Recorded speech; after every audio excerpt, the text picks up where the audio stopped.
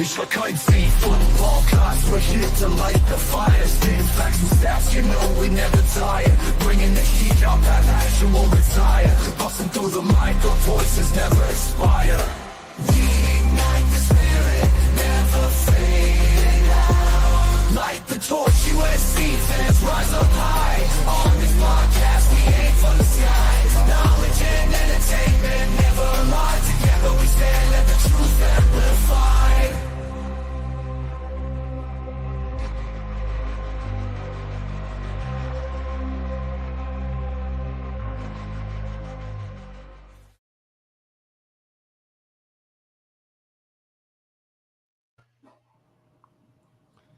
And we're back with another episode of Light the Torch Podcast. I'm your host, B. Jones, and I got two more boys with me. They really don't need no introduction, but we'll introduce them anyway. To the left, we got none other than Blackie Chan. Today, we got a special guest. Y'all all know the man himself. If you're watching from his channel, then of course you know. If you don't know us, man, come over, give us a subscribe as well, man. Of course, we got a lot of crap to talk today. As y'all know, Oregon went down yesterday, and I got to see it in person. Raul will be joining us shortly, and we'll be able to tell you more about that. But yeah, man, let's get into it, man. We talk about how overrated the SEC is, man. Give me your takes on that. Man, we seen the proof in the pudding, and we've been saying it all year though. If you've been paying attention all year, we've been saying the SEC overrated. But we have to get to this point to see it on the field. So I'm just here with my popcorn and waiting for the excuses. You know, it's the SEC. It just means more. Yep, like the SEC, and you know what? I'm lumping Oregon with SEC too because what's his name? Dan Lanning says they're the SEC of the West, so the SEC can claim them. So screw them. And yeah, they're overrated, and we've been saying it. We just saw Georgia go down to Notre Dame, which surprisingly I was rooting for Notre Dame to beat Georgia. Alabama lost to Michigan, and it's a fun day right now to hate on the SEC, and it's all because of Lane Kiffin too. And Raul's here now. Raul, hey, why you blaming on Lane Kiffin though? I'm missing out on that one.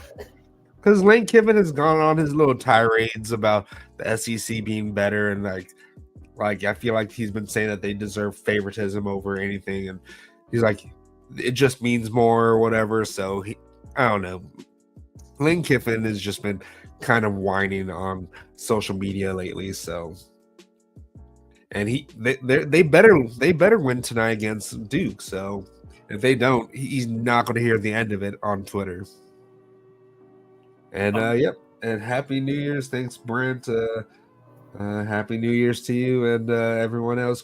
Kristen, appreciate you, man, showing up, and Joe, thanks for showing up here. And we'll start your question, Joe, so we can get to that a little bit later. But yeah, so we're gonna basically we don't really have any structure today. We're just gonna be talking shit about the SEC because they deserve it. Most definitely, but you know, Lane Kiffin, he was on one of them bubble teams in the SEC, like on a tier, like a couple of losses. So you know, them SEC teams gonna really talk about how strong their conference is, so they could get in with 3 or 2 losses. So, how many losses Ole Miss had? They had 3. I think they had 3 losses. Yeah. Yeah. So like he was trying to cap for Ole Miss to be able to get in there with them 3 losses. Yeah. You know, they got a politic. Oh yeah. It's up to us if we buy it though. You feel me? No, so Lenny. It's all the what is it called, the playoff committee. They buy all that stuff because they've seen what the SEC has been doing in the past, but that means nothing when it comes to what happens today. So, but yeah, I'm not going to put that up on screen, Brent. But yeah, you're exactly right. But Raul and B. Jones were both at the game, at the Rose Bowl game yesterday, and I'm sure they had a good time, right? No, yeah, it was a great time out there. unexpected trip. A shout out to B Jones for hooking up with the tickets, and I bet. it turned out great. What I predicted it was going to happen actually happened. So Hey, how them Oregon fans was looking after the first half? Was they ready to leave already? not even first half. It was like by the end of the first quarter, they were already looking like, oh, here we go again. How was What your section? So interaction y'all's with in the them? Oregon section, or y'all's in the Ohio? Like where y'all was at? We were actually kind of like in the Oregon section, but it was kind of like a mixture of both because we were right where like both sides connect. You're all at the line of both Borderline. sides. Yeah. Yeah, but so that was actually better, honestly, because I was telling B Jones that had I not been there, I wouldn't have been able to troll. So So wait, did you talk to any Oregon fans? no, yeah, I was talking to some fans. I mean, Were they but nice? yeah, I mean, surprisingly, no Oregon fans talk shit to us. I was the one talking shit myself, like trolling. So, like, no one said anything or anything like that. Even when I was trolling, no one said anything. Yeah, because they couldn't say anything because they were losing. They're too busy crying, man. The head was in their hands. They couldn't Yeah, even. there were some fans in the back, some annoying ass fans. All he kept saying is, "Oh yeah," and then his voice was cracking every goddamn time. And I'm like, why are you saying that? You guys are getting blown out. And yeah, by the first half, people were like, "Ah, should we just bounce already?" Real quick, I'm going to interrupt you. Sorry, Raul, but shout outs to Brant. Uh, welcome to. Thanks for becoming a member. Really appreciate you, buddy. So, you have to DM B Jones and give him your dimensions and your numbers so we can add you to the team. So, but yeah, appreciate you, man. But yeah. Shout out So, Tim. so when it came to that game, like, were there? Like, how was the Ohio State fans on that you were near? No, I mean, for the most part, like, at least in the section that we were in, everybody was quiet with the exception of me, honestly. And so we were probably the loudest ones there. There was an Ohio State fan next to us that took that sign you saw, or the picture that we posted on Twitter. So he let us borrow his sign. Oh, And, that was his sign. I thought that was your guys' signs. no, I didn't. No, I didn't take any sign. He let us borrow it, so I had to take a picture with the Oregon fans walking out. So wait, did you promote our podcast? You know it, man. Of course. Okay, cool. We said to everybody, Carter, Tim, USCJ, Trojan Blade. We told everyone. It's like, yeah, follow us. There's a group of us, creating USC content. So check us out. Yeah, we had a If I forgot anybody, sorry guys. I'm still, getting familiar with everyone. So decent amount of Trojans in there, man. yeah, it's a good amount for sure. Yeah, it was well represented. We have to let them know whose house they were in, so they didn't get too comfortable. Because we're definitely gonna be there next year. All right, so just to let you guys know, in the chat, I put down the stream the stream key. So if you guys want to jump in here and talk a little smack about the SEC, you guys can join in. Hey, but I told you guys. Oh, go ahead, Carter. No, go ahead. No, go ahead, because I'm gonna go on a little rant here. Oh, okay. Now, Joe Boy got everybody in the comments panicking. Oh, with the Mayava stuff? We're going to talk about it in a minute. I don't know when we're going to talk about it, but we'll get to it right now, but we'll be all right regardless of that situation.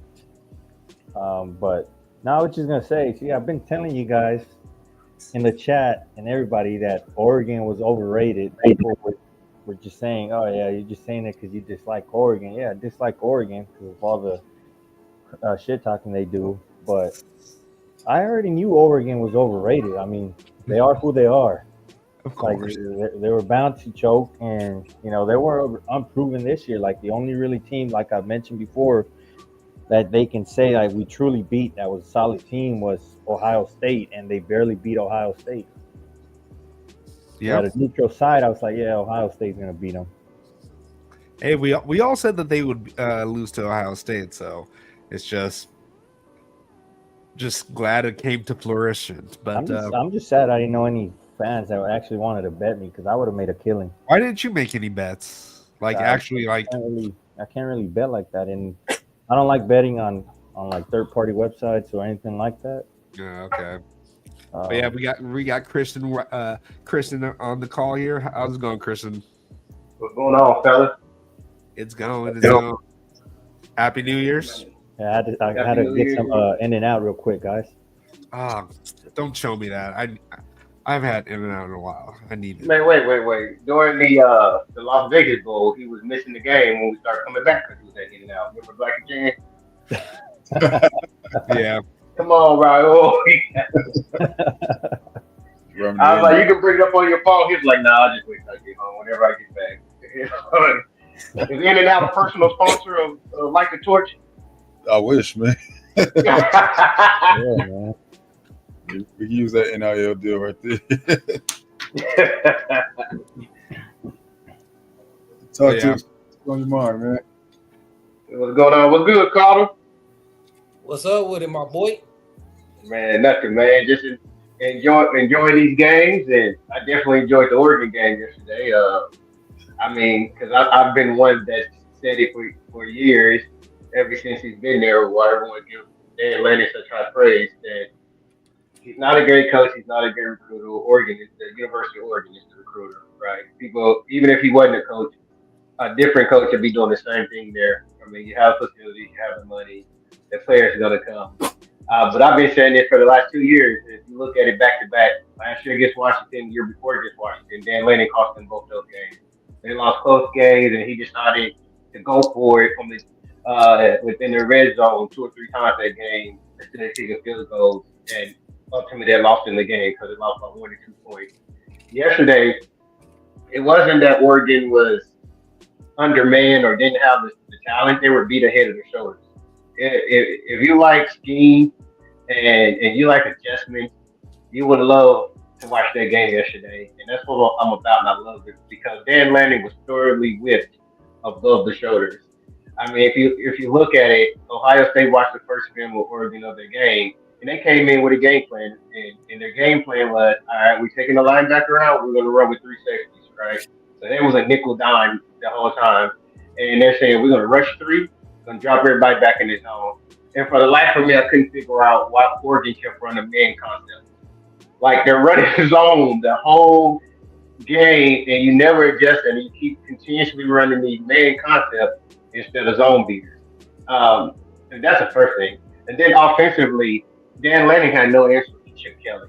Chip Kelly wore him out last night. Yep. Woo! It was beautiful.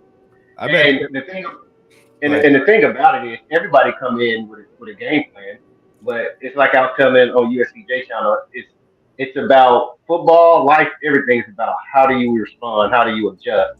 And if you can't adjust, what happened last night is going to always happen.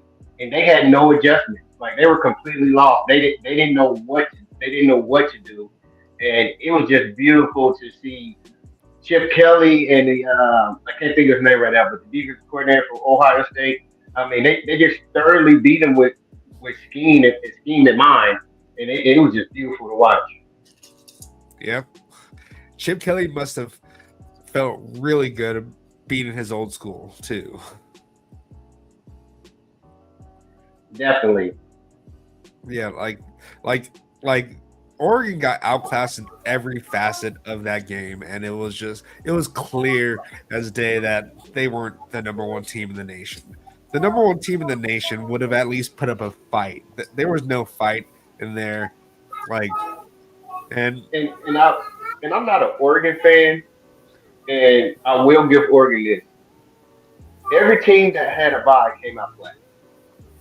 They had over a month to sit out. Every team we have seen with the bye came out flat, right? You haven't tackled in a month. You haven't been hit in a month. These other teams just played a week ago. They're staying in the groove. They're staying in the game mindset. And sometimes too much rest can be a disadvantage. Yeah, you can get healthy, but we're talking about young kids, right? Who've been winning all year. We unbeatable. Ain't nobody gonna beat us. You know, they keep them mentally locked in and even physically. And another thing is when the bracket first came out, I said, and how they maneuver teams after Penn State lost and Texas lost in the SEC championship and all that, and how they did the rankings for the playoff bracket. I said Oregon was like being Oregon and Georgia was being done pretty much a misjustice because until they change this rule and how they do it, so like the NFL do it, where the number one seed always pulls like the lowest remaining seed and number two get the second, even as the bracket go on, you never want to be 1 and 2 going into the playoffs. You're always going to want to be 5 or 6, right? If you're 5 and 6, you're going to pull the 3 or 4, which is always going to be the ACC and Big 12 champion or the at-large team, and you're going to have the much easier route. But if you're 1 and 2 in the second round, you're going to always pull the second and third best team out of the SEC and Big Ten, which means your route is going to be a lot tougher. Because if you look at Ohio State as an 8th seed, there's no way they're the 8th best team in the country. You know what I mean? And so they have to figure something out. And the only way you can do this is go to how the NFL do it, where the top seed pulls the lowest seed, even as the bracket continues, the lowest remaining seed. But there's no way that the Big Ten, like, the way they did is that no matter if all the SEC teams won, they wouldn't play each other into the Final Four. But yet they made it so that the Big Ten teams had to match up in the second round and knock each other out to ensure that SEC teams are in the Final Four. Yeah, exactly. And that's ridiculous. That's why we sitting here celebrating all the like what you just described is crazy. How they tried to set that up so the Big Ten teams and the other teams beat each other, while the SEC teams is coasted through and then face each other to the semifinals, like you said. Yeah, and it busted in their face because they call it the mighty SEC. It's not the mighty SEC, and we've seen this for the last couple of years. The SEC wasn't the top conference last year. I mean, if we be honest, it was the Pac-12. We had 5 top 10 teams in there pretty much the whole year until we knocked each other off at the end of the year and in the championship game.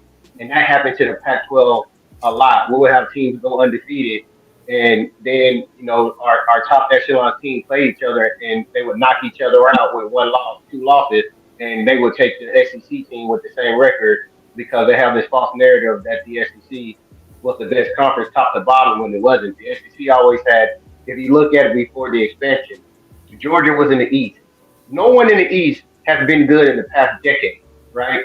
No one over there. South Carolina wasn't. Tennessee just started having a decent team 2 years ago. Florida was been down ever since the Urban Meyer days. So they were running through the East, not playing anybody. They never had Alabama on their schedule. You know what I'm saying? So top to bottom, the SEC has never been that great. What the SEC have had is that in their past 15 years of what they call the SEC dominance is they have 1 or 2 good strong teams like every other conference, and those 2 teams just will happen to win the national championship. But every year those 2 top 10 teams change. Like it'd be at first it was like Florida and Auburn and Alabama and Georgia were down, they were bad. Then the next year LSU was good and Georgia was good. Then it'd be Alabama and Georgia is good, but consistently there's never been that parity. And you're looking at the Big Ten, especially the Pac-12, where there wasn't 1 or 2 dominant teams. There were 5 or 6 teams that were very good, that were all on the same level, so they were knocking each other off, which says this conference is much deeper and in parity in the amount of good teams. Because if you was in the SEC, you had 1 or 2 teams to worry about, then everybody else in the SEC was bad. Your Arkansas, your Vanderbilt, your Missouri. Missouri just got decent in the last 2 years, and they're decent. They're not great. You know what I'm saying? Florida was down for a while. Ole Miss just, with Lane Kiffin, they just started coming up to where they're in the middle, you know what I'm saying, the 4 or 5 in that conference. I mean, we can go through all these teams that's in the SEC that they're not great teams. And I have a buddy that's an SEC fan, and he's an Arkansas fan because I live in Arkansas. His argument is, we play in the SEC, we play in the SEC. And my argument is, okay, if the reason you're in the SEC, your team is losing, you're not good. Why are you losing out of conference? Why are you losing to Lafayette Monroe? Why are you losing to Oklahoma State team that won 2 games in the Big 12 this year? Well, you know what I'm saying? Why are you losing? You know what I mean? If that's the narrative. Christian, I have a question though, man. Yes. I thought it meant more over there. And I don't know if you guys listen to Joe Platt. Sometimes he get on my nerves, and sometimes he has good things to say. Today he had something very great to say, and he said the college football playoff made a big mistake by giving ESPN all the playoff games because they're going to continue to push this SEC because they got Tim Tebow and everybody from the SEC Nation and all that.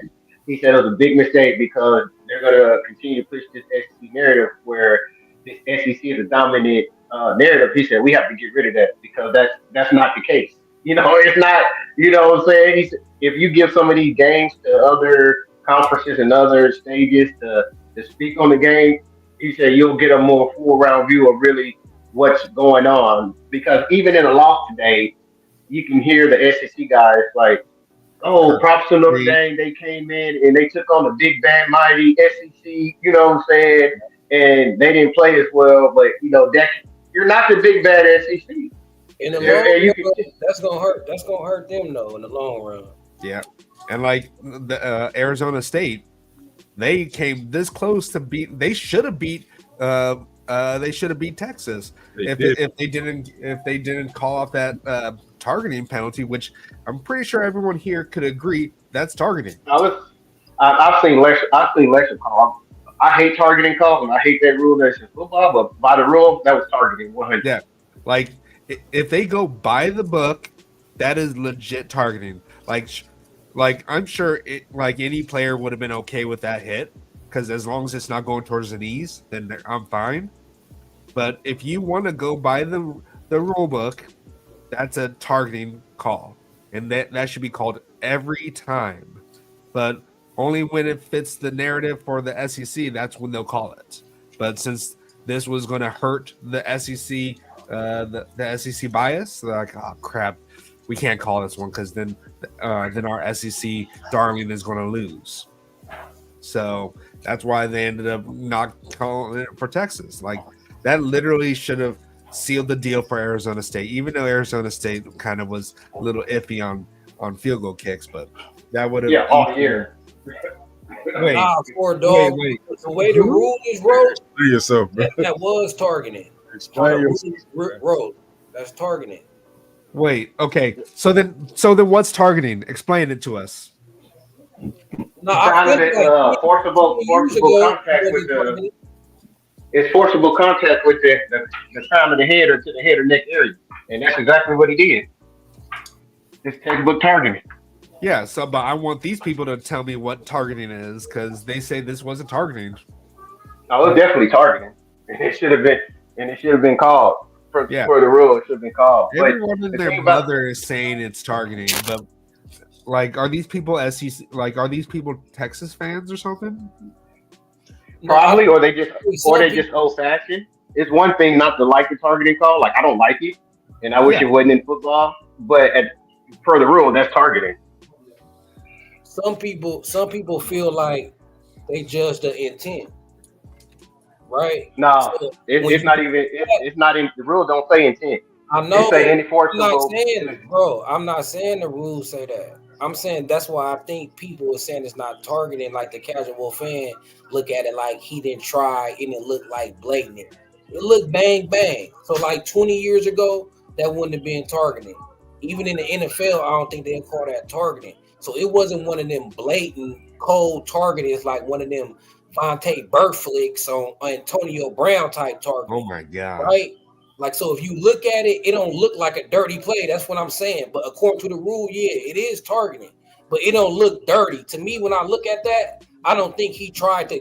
No, it wasn't dirty at all. Like he wasn't trying he wasn't trying to like concuss this guy, but basically down to the time, how the NCAA has written it out. He did everything to the T to have that call a targeting. Yeah. I mean, 90% of targeting is bang bang and the team is not there, but they're still. But if I'm ASU, I'm not even looking at that play and say that's what cost us the game. What cost them the game was being in the red zone 3 or 4 times in the first half and came away with 0 points. True. Like this is not the end all be all the reason, but like this is a huge non-call that should not have happened. Like this should have been called. Should have been called. Somebody's asking you to bring it up. Oh, okay, you did. Yeah, like right Yeah, there. that's a bad view. They got a better view than that. Yeah, but you can Oh, still here it see it. goes. Right there. Here it go, right here. The first Just thing helmet to to make helmet, the first thing to make contact is the helmet. and it was Like- a lunch point. Yeah, And like it was a lunch point. Yes. Look, look, just like I'm saying though, by the rule that is targeted. But like I used to play football, like we used it, like that happened all the time. Oh Like yeah, we that's not understand really that. according to the rule. Like yeah, that's targeting, but that's really not targeting. That we like this understand that. ain't why they put like a play like this. Ain't why they put targeting in the game. Yeah. It's for people launching and lowering their heads. Right? Yeah, but they can't put stipulations on, he doesn't look like he's trying to hurt him, so No, we it's can call this targeting. So, but it's based off the rules. Like you cannot just pick and choose when to enforce a rule. Like that's what they've been doing a lot this whole year, especially the Big Ten. We've had a lot of those situations where they like, oh hey, we don't feel like we should enforce this because this doesn't fit the real intent of the situation. No, you have to call it down the line. If it's a targeting call based off the rules, based off the definition of it, you have to call it. I know. Now you get to what I want to talk about though. Like they need Here's to my change the thing. definition. They need to change the definition of the rule, right? Yeah, so but I feel like it need to be added that you're like spearing, you're leading with the helmet, you're launching. Like just like Tim Prangley said in the chat, he said it doesn't have to be crown of the helmet on a defenseless player. So you don't even got to hit him at the crown of the helmet to be targeted. To me, it should be a higher level required to receive a targeting. It shouldn't be this easy. I'm saying, yes, this is targeting, but it shouldn't be this easy. I feel like it need to be added where it's kind of like until they change the rules to make that verbiage, this is targeting. And here's my issue with it. If this was Arizona State, they would have called this targeting. Oh, I agree. I mean, and here's my issue with the call. What's the point of Here's my the rule if you're not going to enforce it how you have it written down? And here's my issue with the call is they reviewed it and they still didn't make the call. But UNC against Minnesota on the goal line on fourth down, they called it a stoppage. Yeah. They went to review it. There was no evidence to show that he scored or anything, and they changed it to a touchdown because they said they felt like he was over. Where's the consistency here? Indisputable evidence, but there was no indisputable evidence. And the guy, and they make the call. They make the call because they said they felt like his body was over.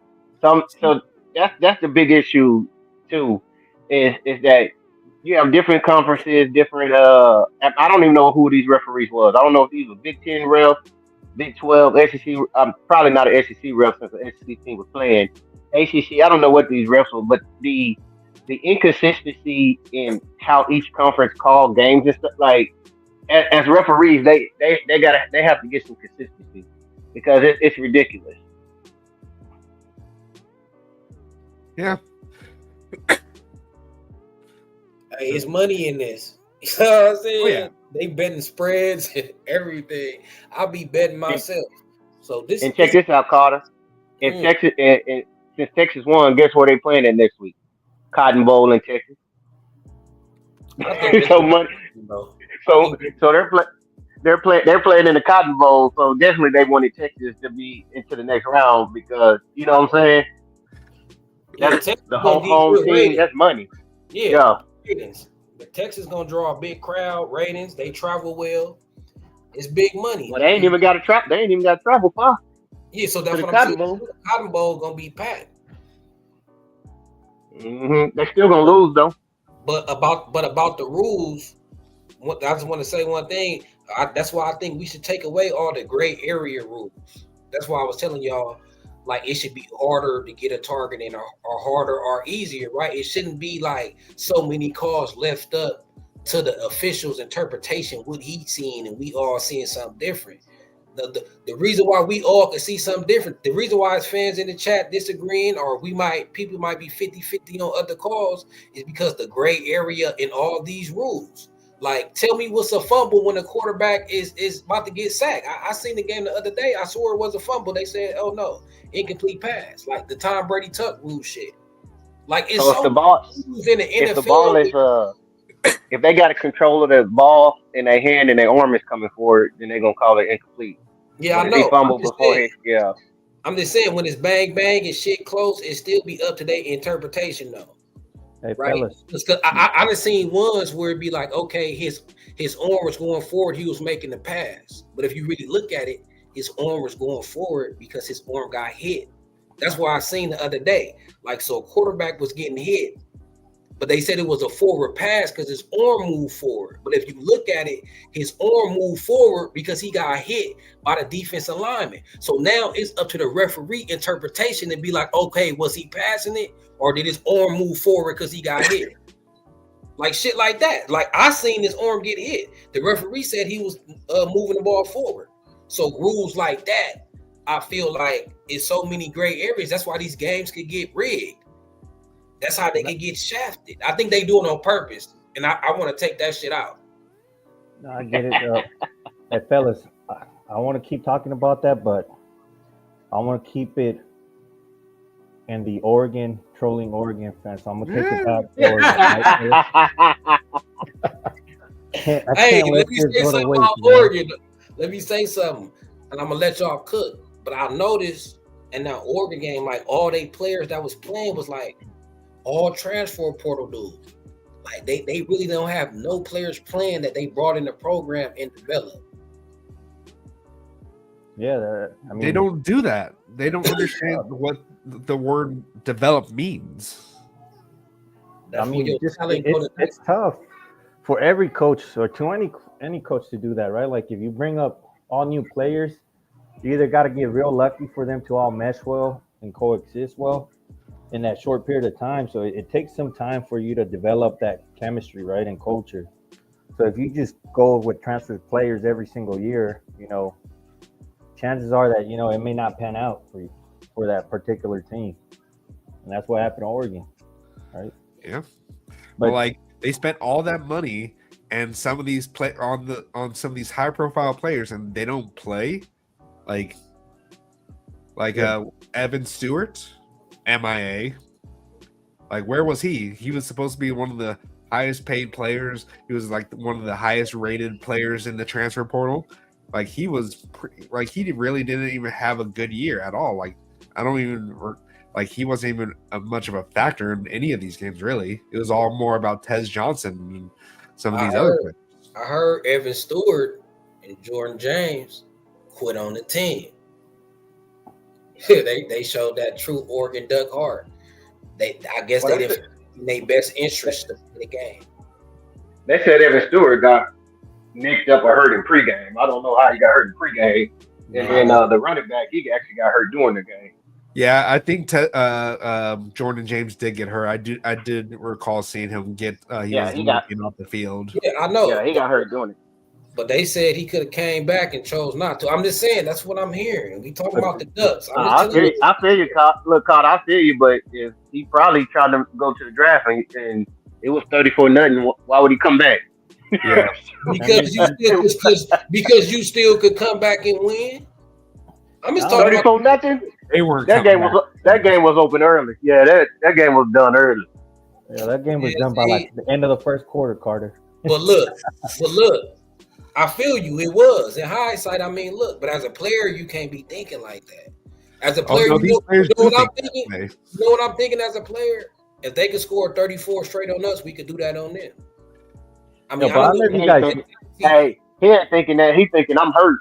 And I got an NFL future, I'm about to shut it down. That game over. Yeah, he's not thinking about the game and the team. See, that's not good though. Yeah, I don't think that's good. That's college football now these days. Like, see what Cam Ward did at Miami. He got his record and then dipped out in the half. Yeah, exactly. But I mean, but he wasn't playing. He Like wasn't you in the said, playoffs though. That's different. True. That is yeah, true. But yeah. all he wanted to do was break the record, and then he's like, you know what? I'm good. So I have a question for you guys. What do you guys think about Dan Lanning though? Because people have been hyping him up to be this great coach, and I don't know why. I mean, I give him that he's a great motivator to get his team hyped up, or that he's emotional. I'll give him that. But what has he really proven? Like he's had an easy schedule. This last year was easy. This year was easy. And the two teams, or I guess the games where he needed to win, he ended up losing them. And then he lost versus Washington twice. So I don't know why Lanning gets this hype about being such a great coach. I personally don't think he's an elite coach yet. He could get there. I think he's a solid coach for sure. I'm not going to downplay him. He's a solid coach, but for people to say him like, oh, he's way better than Riley and all that, I don't think so. No, Like Lanning. he choked, and then Lanning quit, or he gave up by the end of the third quarter. He punted the ball when he could have gone for it. And even the Oregon fans in the stands were like, what the hell is he doing? Like, why is he not going for it? It's like Well, you're here, punting down. I think they were down like 26, 28 points at that time, and he's punting it when it was a 4th and 4. And I think you were closer to like the 40, 50-yard line. So it's like, why not go for it at that point? So when he did that, I kind of figured, okay, he gave up already. He was destroying. here's Like the Ohio State defensive line was destroying Oregon. How many sacks they have? Like 8 sacks or something like that. And Dan yeah, Lanning, seven. he's just not ready. Dan Lanning, he not ready. He got all that hype because he was with Kirby Smart coming from Georgia. You know they think everything is gold that come out the SEC, right? Yeah.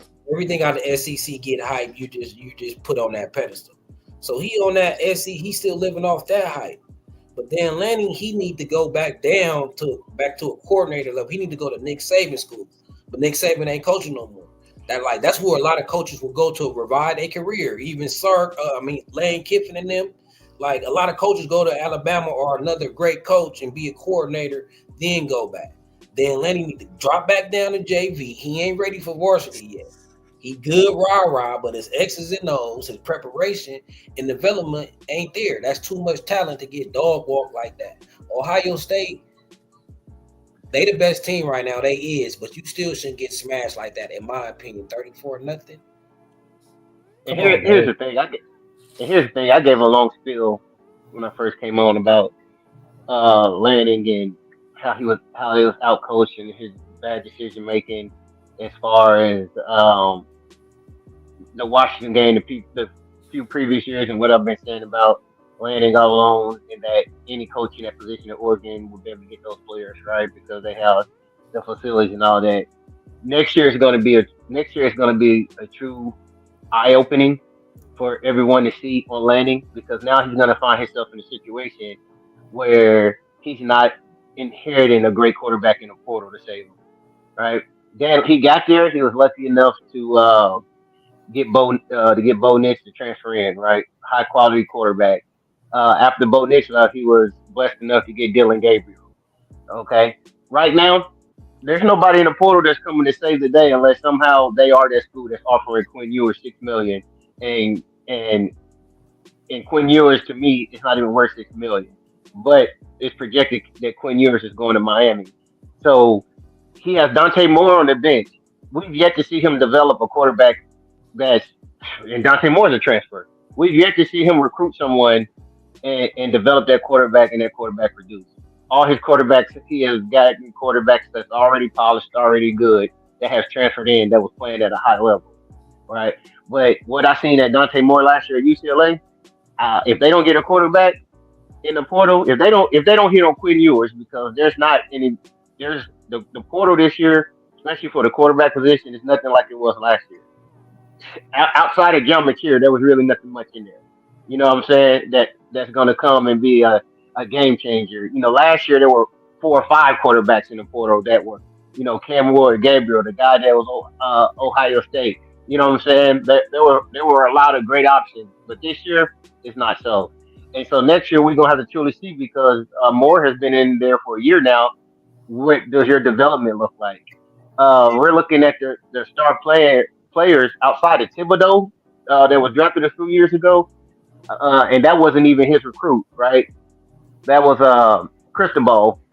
Like we have seen nobody come out of there that Oregon has recruited and coached up that I don't want to say kids not worth anything, but that has shined on a high level and just been a different maker. It's been all the transfer guys in it. And so at some point that's going to catch up to you. And the bad thing about that is if you look at Florida State team last year, Florida State was so good, they built that whole team on the transfer portal. All those players left, went to the NFL on the offensive defensive line. Look at the season they had because they didn't have anybody in waiting. They wasn't coaching up anybody else for the talent that they had, and they struggled big this year. So going to build your team through the portal like that, it's not sustainable. That's why Riley was saying at the beginning of the year. At some point, we have to slow down on port and start developing our players. Like you have to.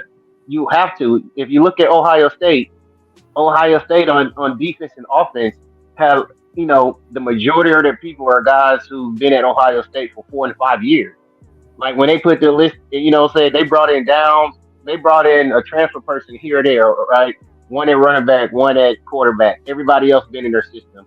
On defense, they brought in Downs. Everybody else has been in that system. Like you can't just build your team on the portal. You have to have that retention. Guys who've been in program. That's why BYU is good because all their players have been there. Those are not transfer players. Those are players who've been in that system, 4 and 5 year seniors that been in that system that play together and have that camaraderie.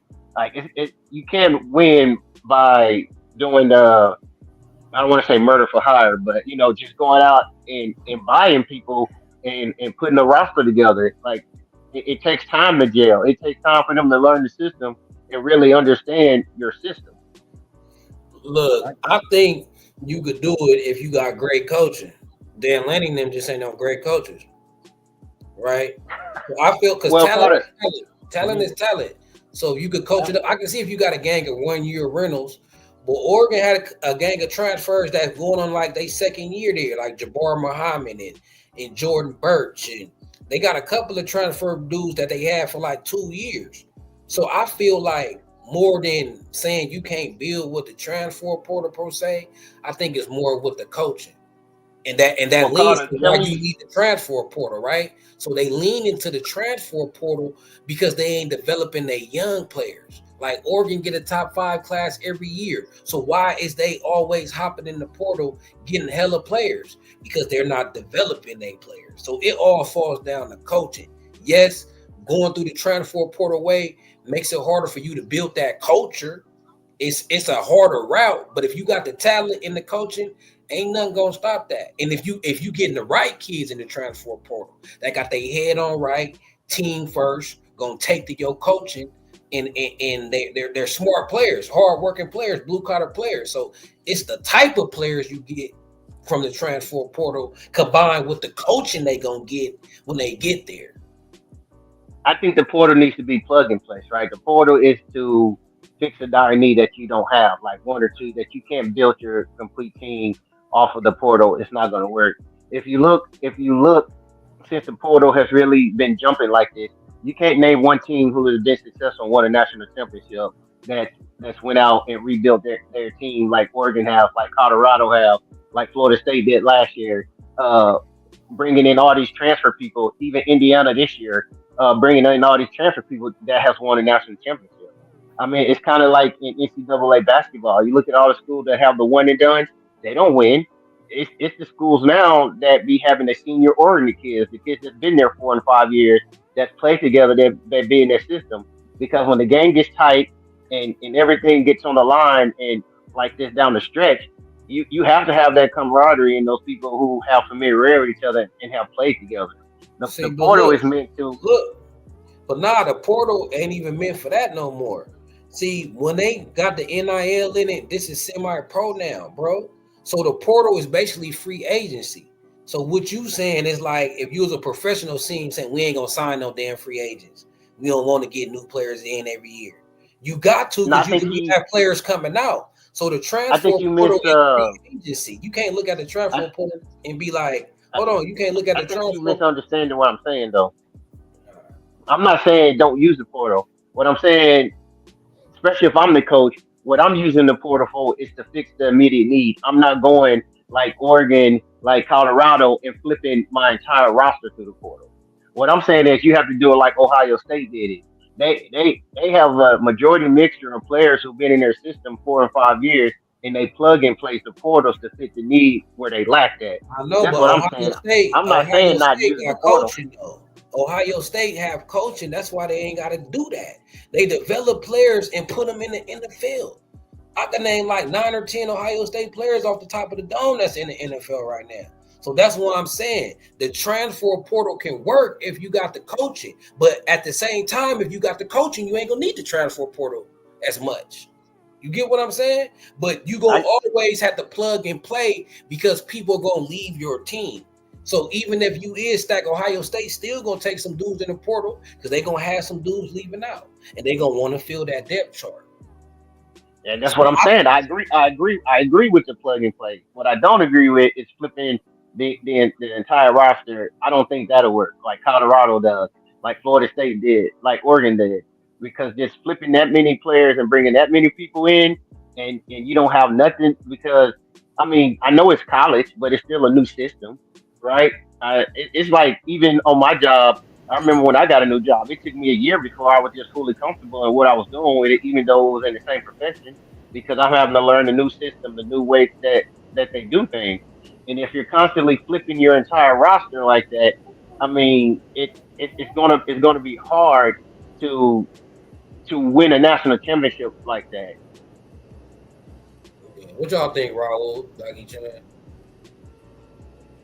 What's the perfect balance? I guess what me and Chris is kind of debating You on about. mute, I mean, Rob? for I guess me, the for balance. me, Balance. for me, I lean more towards. I'm not picking sides because if if you're in a year where you need a full revamp, the transfer portal will work.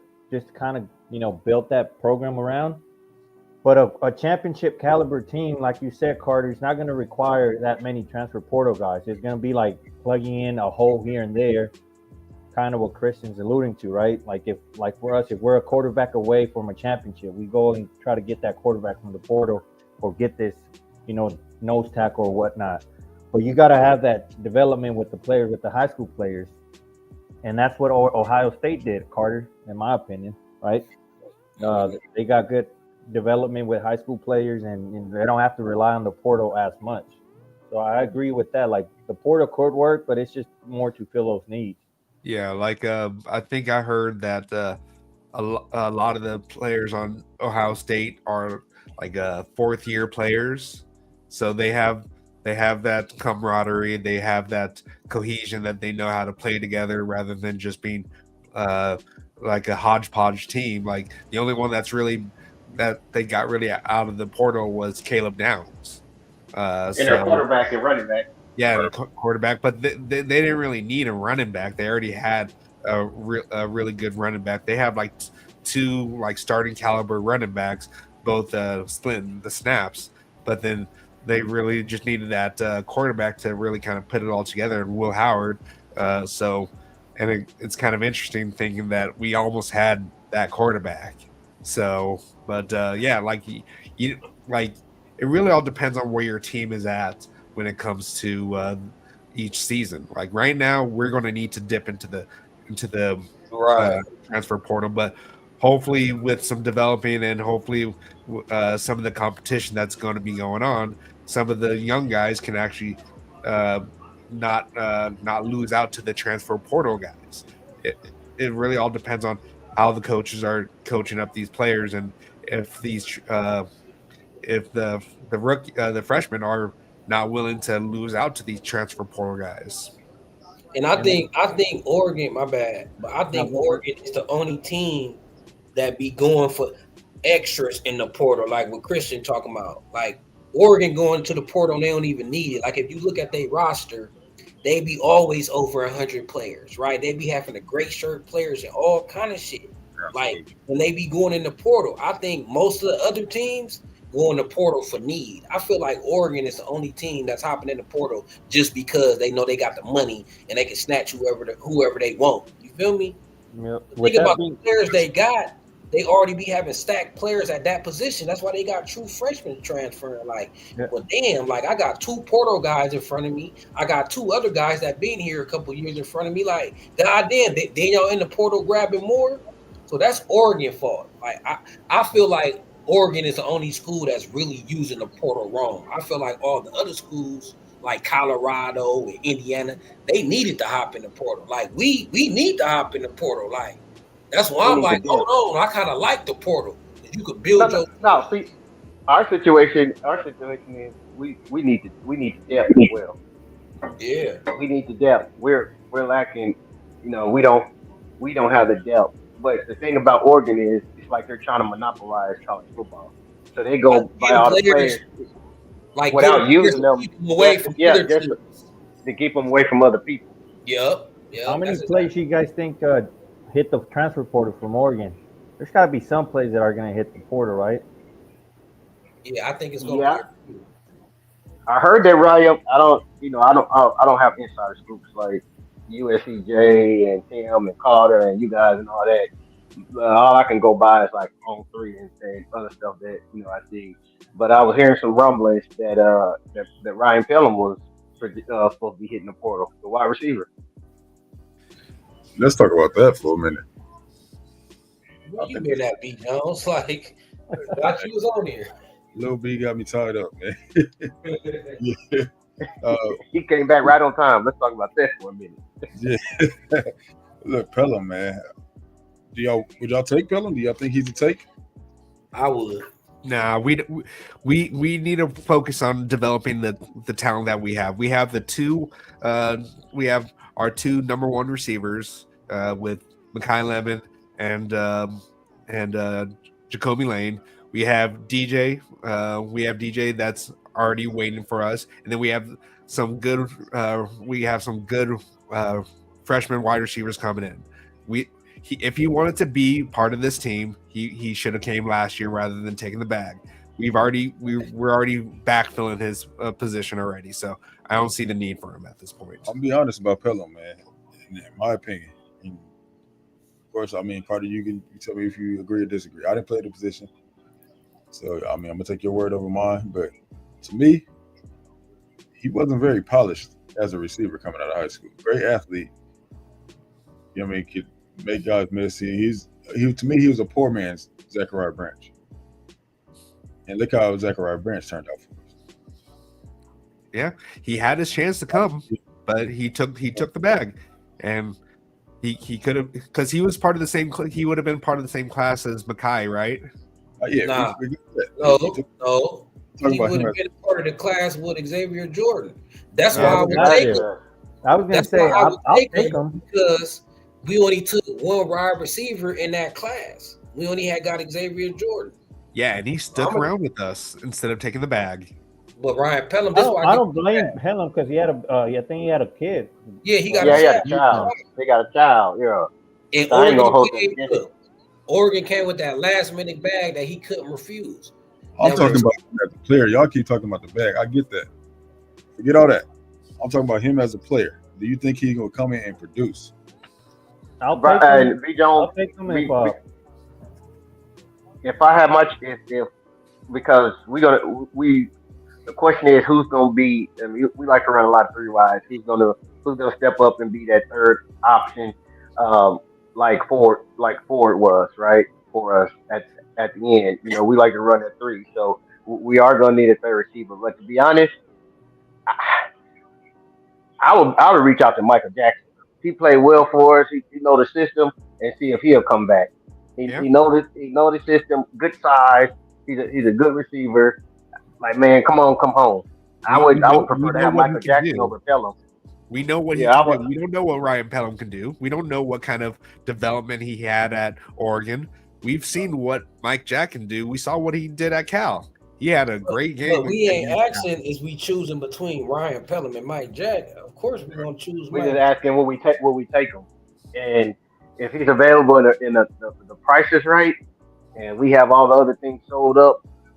As far as trying to move to get another center, what I'm saying, tackle and linebackers. I don't have Man, my only issue is that we had a lot of talented receivers just leave, and one of our biggest complaints was that our wide receiver coach was not didn't develop Zach Branch and these other wide receivers as well as we thought. So if Ryan Phelan is not polished and he's not that complete receiver that can run every route. Like, is it worth bringing him in if we don't even have confidence in the wide receiver coach to That's my get him point to where he exactly. needs to be? That's my point Well, exactly. I don't think so because based on what I saw, man, he's not a very polished receiver. He's not, he didn't get much experience while he was at Oregon. I just feel like we're gonna do that. We might as well get an experienced guy if we're gonna go back in the portal and get somebody. Yeah. Like a Michael Jackson. But I mean, I know we're not comparing to Carter, but I'm saying I would much rather have him than take back Pelham. I mean, yeah, like of course. I'm just looking at it. I'm just looking at it that Pelham hopped in the portal and he hit up USC and wanted to see what's happening. I'll holler at him. Yeah, but he better I not ain't be asking saying for a bigger he's not in paycheck. position. He's not in position to ask. Yeah, for but these kids are asking for the stuff that are Well, not then even it's in out. position. Well, then it's out. Like just like Chris said, like I'm with Chris on it gotta be at for the low. Just because you didn't come the first time. I'm with y'all with you didn't come the first time, but as far as I'm going, like don't expect no big bag. Like you really come you better not be expecting it. because you want to come here. You damn near walk on. Like your ass gonna be living on campus. You ain't getting no skyrocket. Yeah. The only thing that we're going to be seeing from him is practice tape. Nah, but I just want to get the California vibe back though. So that's another reason that this the two reasons I'll take them. I just want California kids at SC, and we needed another receiver that class. I was disappointed that class we only signed one receiver. And y'all got to think about it. Jacoby and Makai next year might be their last year. Yeah. So who we got then?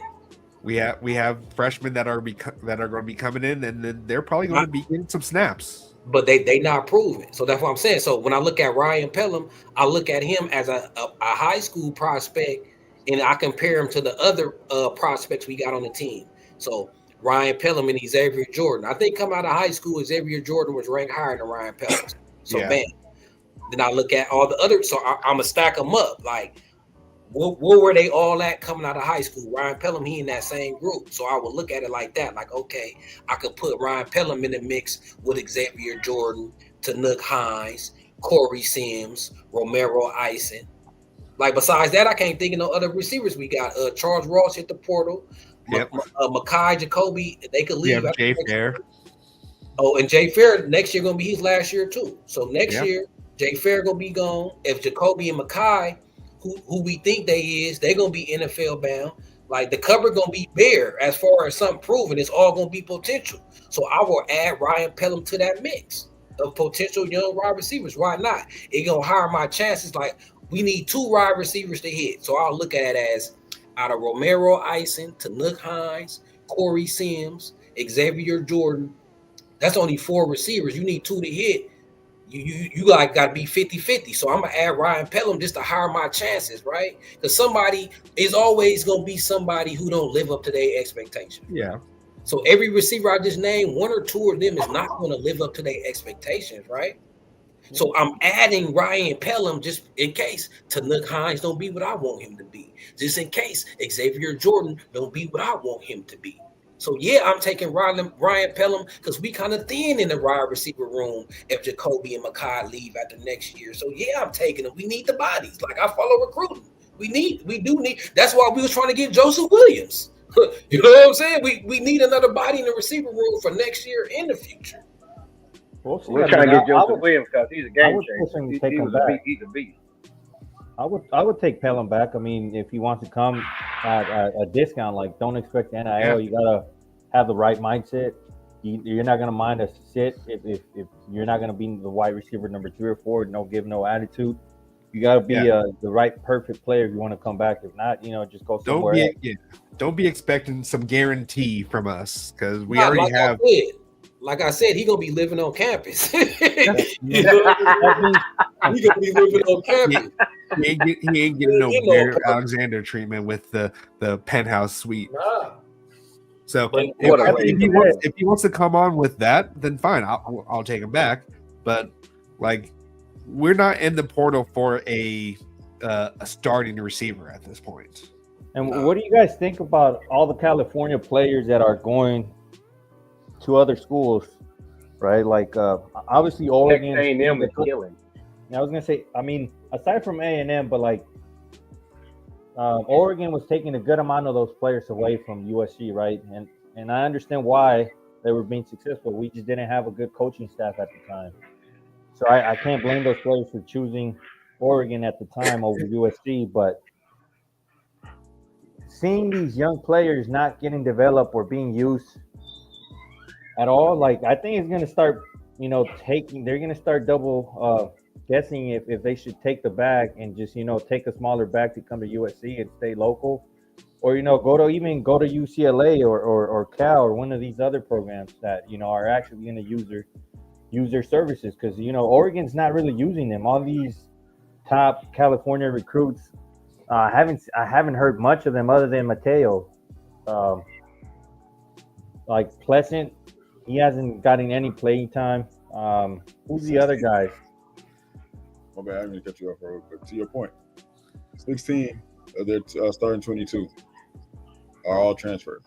Yep. What I'm saying. So What are these in there for? They're making dumb And I decisions.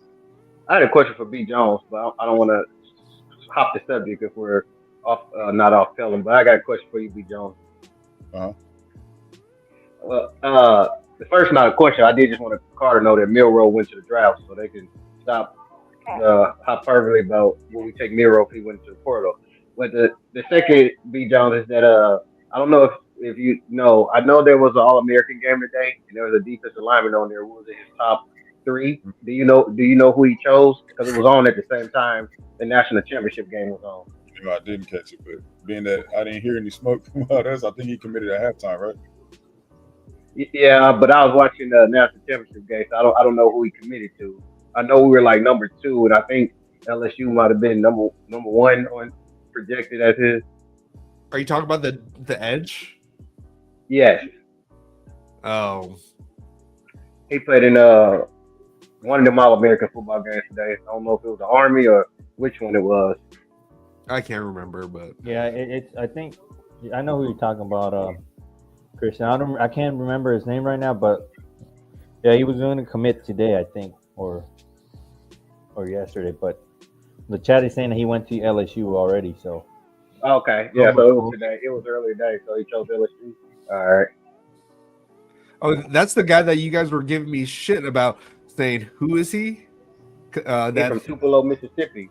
Yeah, In high school, I Mississippi. think that was the guy that I was saying that he only has us up there just to have us on the board, just so they can say, oh, he chose LSU over USC. I think that's the guy. but he's a 2026 kid, right? Yeah. Right. I personally, when it comes to high school players, I don't like them to commit early, man. It's like, take your time, because they start flip flopping at the end. But, Well, if he played in the All-Star game today, he got to be 2025, don't he? No. nah, there's 26 kids on that game as well. Oh, okay. But what do you guys think? I have a question for you guys. So, is Oregon the team out west? What do you guys think? I mean, let's be honest. Let's be honest. If I'm not being biased, and we're looking at the last 3 seasons, they beat us. They beat us the last 2. They won the Big Ten. They made the playoffs. So until we change the narrative and we take that step, I mean, really, ever since the sanctions with Mariota and all the other teams that they have, they've beaten us a lot more and have better seasons than we have. No, I get that, but the team out west, they're making it sound like that's the team to beat, and that's the SEC of the West. Like, not even close. That's what they mean by that. The West is wide open. It's for the taking. Oregon ain't did nothing with it. Exactly. See, you got to capitalize and win a championship. All these years USC been down, they supposed to won. They supposed to won it. Yeah. This might be their only ever window ever. Like, eventually, USC is gonna get their stuff together, and once that happens, no, it's coming. It's coming. It's coming soon. I mean, if you next want year to we're say going. that they're the team that recruits the best out of the West, sure, because they know how to throw out money. But are they the team that can win out West? No. They haven't proven it. They're just like the And Clippers. Washington I'm and telling you. Washington had a good last 2 seasons, but they got thumped in the national championship last year. But they got to the national Yeah. championship Yeah. and they beat Oregon twice. Or Oregon just knows how to throw around the bag.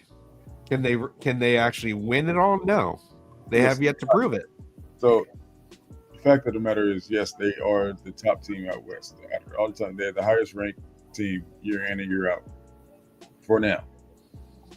But we are just now starting to get our stuff back together.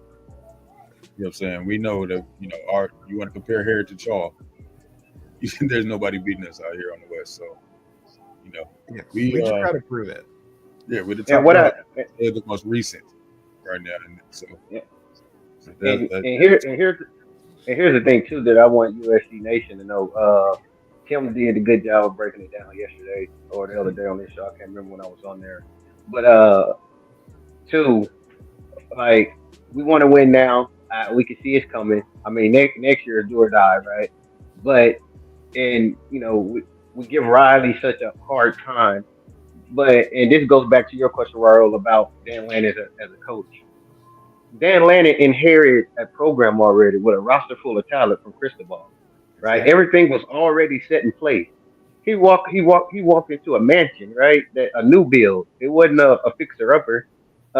Ryan Day, Urban Meyer left him a program. You know what I'm saying? He left him with everything in place, a roster full. Lincoln Riley came into a crap show. Yep. No roster, no players, no recruits coming. A organization that over the years do same things and other bad decisions and Lynn Swan and all that was just he inherited a mess. Yeah, I mean, yeah, you're right, Christian, because he came into a program with depth on throughout the entire roster, 4 or 5 stars.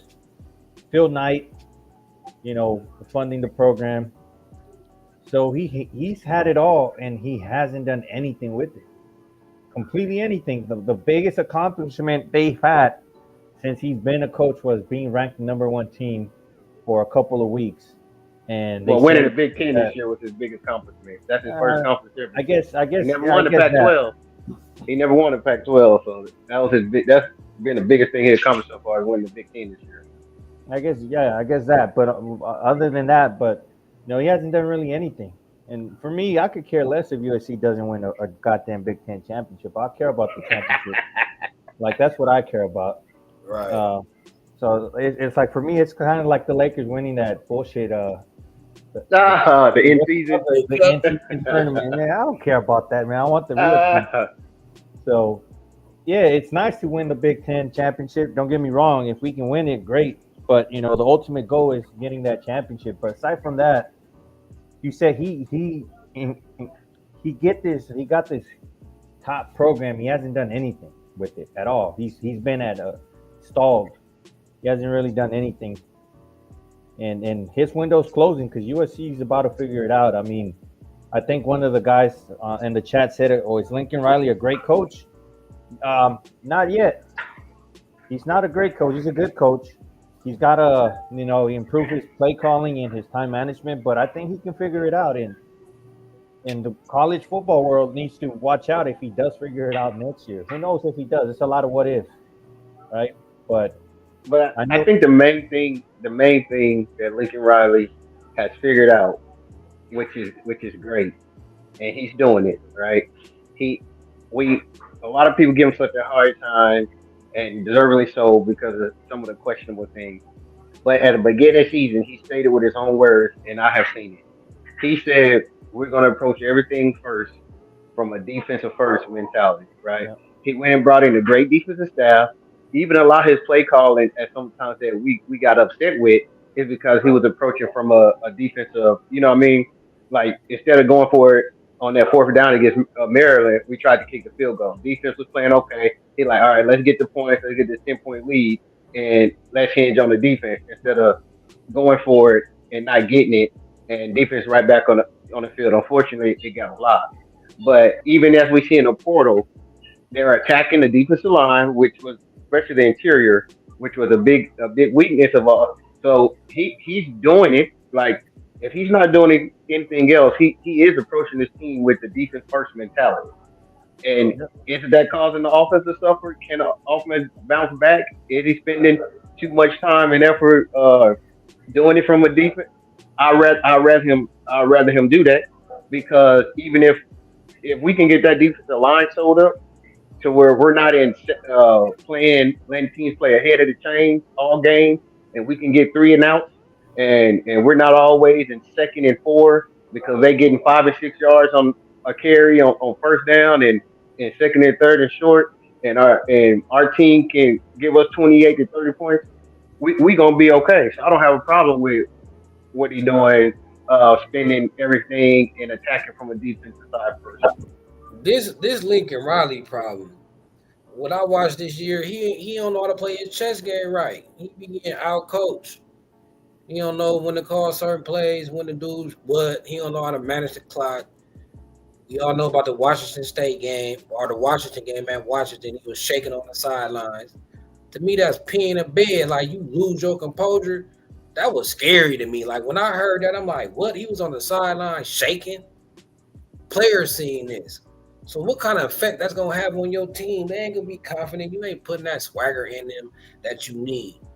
So Lincoln Riley, he gotta get it. He gotta become a better coach. He gotta be stronger mentally and do his thing. Like I can't see how you ain't even in the game and you on the sideline, you that nervous to where you trembling.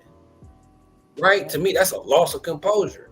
And the leader gotta be composed, right?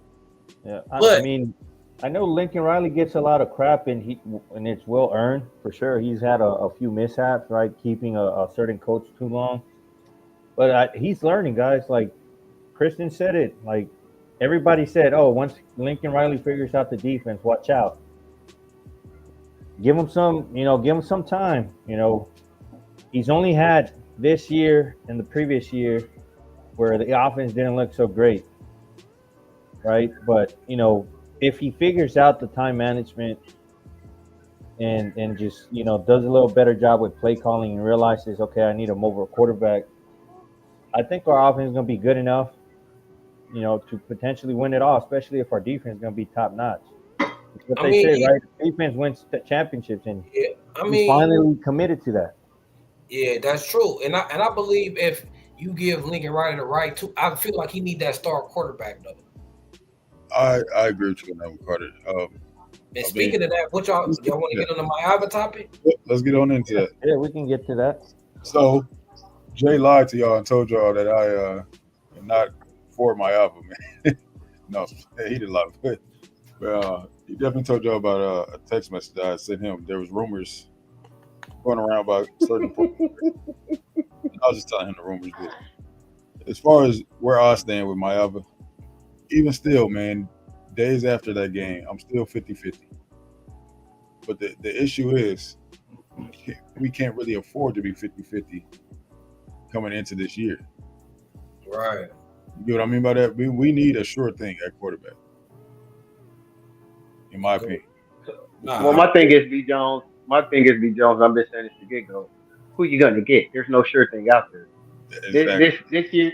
This year's portal transfer is a weak transfer. I mean, a weak portal at the quarterback position. There's nobody out there that you can go get and say that's better than Miami. And in all the quarterbacks I was hearing people in the chat and stuff name, I'm looking at them playing. I'm like, do you guys not understand this person? Name wise, yeah. But we also do you not understand these? We got D1AA. I mean, what they call it now? FCS. Got FCS guys that we should be looking at. We got guys. Should be looking for the next Cam Ward. And look, we might have to. I mean, I know I seen some message boards on 3 and 247 talking about Miami trying to get Jaden Miami. So we might do have to get another quarterback. Christian, what if Jaden go to Miami? That's why I was telling y'all we shouldn't be against bringing in another quarterback. Now, look, it might just be a rumor, but that's what they saying on the message boards. That's why Joe Boyd was saying his Marvin transfer. Yeah, and then so the Marvin haters, you will get what you want, but it's still then. My question is who's out there? The kid They from love South Perry. Dakota. The kid from South Dakota. I'm sure he's going to Washington State. His head coach took the job at Washington State, and the coaching staff follow him. So I'm sure he's going there. So I What's his name? mean, What's his name? Grokowski. You Yeah, sure? I'm sure. Where he going? I'm sure. Well, right now he's in the portal, but he's waiting on the NFL. He's waiting on the NFL grade. But most likely he's going. His head coach just got the job at Washington State from South Dakota. So just like John McTeer followed his OC to Oklahoma, and the coaching staff is going to Washington State, I'm sure he's gonna want to go play for his coach in the system that he knows. What if Washington State ain't got a bag like that? So what if the top tier teams come calling? I'm just saying it's I mean, he can do anything, but I'm saying more than likely he's gonna follow his coach. As soon as his coach took the job is when he jumped into the portal. So what is Plan B then? What if Maya Abdul leave us? What we gonna do then? When it comes to Unfortunately, we're gonna be throwing Long Street. It ain't much out there. It ain't much out there. what option? I guess Milrow could be an option if No, Milrow went to the draft today. He entered the draft. Milrow already entered the draft. he back out, right? Yeah, but I've said this before. Like, if you guys have a problem with Maya throwing 2 interceptions, Milrow gonna give you the same thing. But the thing, Milrow is more elite when it comes to just being mobile.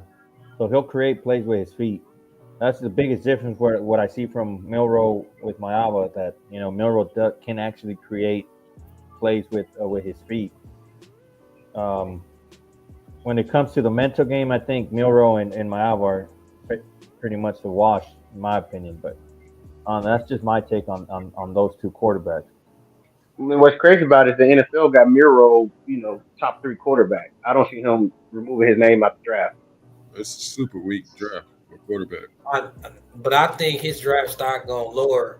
Like, he ain't being reevaluated yet. That's like from a couple months ago, I think. Right. But I think his stock been dropping.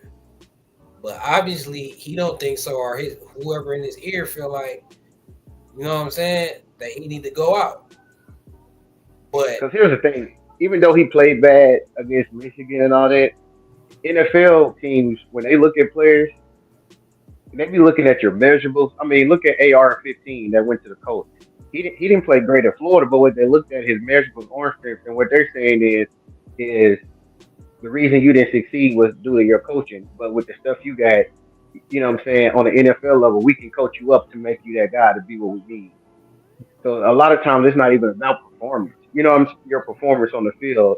It's about the measurables. And when you see a kid that get drafted from college, you be like, why are they saying he's number one? His team was sorry, they wasn't that good. NFL saying, what we saying is you got the talent and you didn't have the coaching, but in our hands, we can make you what you need to be. Yeah, the NFL draft potential all the time. That's all they draft is potential. So it don't like they drafting players by their stats, right? It ain't like, oh, who the number one receiver? Oh, let's just check the stats. Nah, they looking at combines, measurements, and all kind of other shit. So you right, like the NFL draft all potential. I feel like 95% of their picks be all potential. Right. I didn't mention this to y'all earlier, Carter, but there's also rumor that we're talking to Pierce Clarkson. If you guys don't know, that's the son of Steve Clarkson, the legendary quarterback coach out here in Southern California.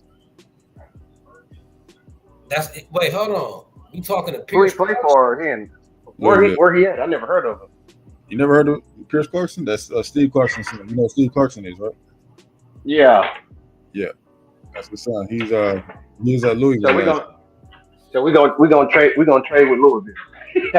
we'll send him off to Louisville for him. Is he any good? I've never heard him play or seen him play, so I don't know anything about him. He's solid. He just needed to mature body wise, but eventually that'll happen. But he looks solid, man. He Is he can move. mobile? Yeah, he can move a little bit. Mobile enough. Are you guys talking about Pierce Jackson or what's his name? Clarkson. Clarkson, yeah. Clarkson. There you go. Yeah. And we know he's gonna get that development with Riley and outside of Riley as well. So that for me, that I would definitely take. I ain't gonna lie though. I don't think Mayava leaving. I don't think, especially as a quarterback, it ain't good for you to be on 3 teams in 3 years. You gotta want to sit somewhere and get in the system and develop. Yeah. I don't think he's leaving because my take on Maeva, he has all the tools, right? I think Lincoln Riley, our RPO needs to be, instead of going to the outside, need to be more to counter. Because if you look at Maeva's speed, his speed is straight ahead. He's mobile. He's mobile enough, and he can run, and he has speed going straight ahead. He struggles going sideline to sideline.